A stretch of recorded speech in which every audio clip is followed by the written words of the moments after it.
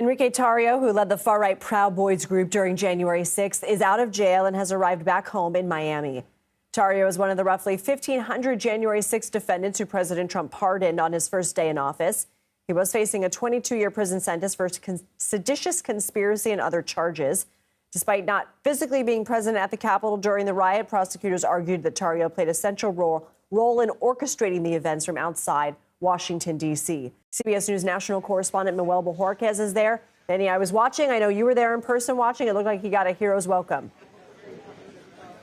Yeah, in some ways he did, at least from family and friends who were here to greet him as he walked just a few minutes ago through this passenger walkway here at Miami International Airport. Of course, a throng of cameras and reporters as well. He didn't immediately stop to answer any questions, but later on did seem to answer some questions. Of course, that 22-year sentence, the longest given to anybody associated with January 6th, is now gone. So there were cheers from the family and friends here, but I can also tell you that there were people here at the airport who booed him because not everybody thinks that he should be deserving of such a homecoming here back to Miami. We do want to play some sound that we got with him, our crews in Dallas when he boarded the flight there, about what the pardons all mean and whether this is an attempt to really rewrite what happened on January 6th. I don't think this changed the conversation. I think November 5th of last year changed the conversation. I think America woke up, and I think America made the right decision.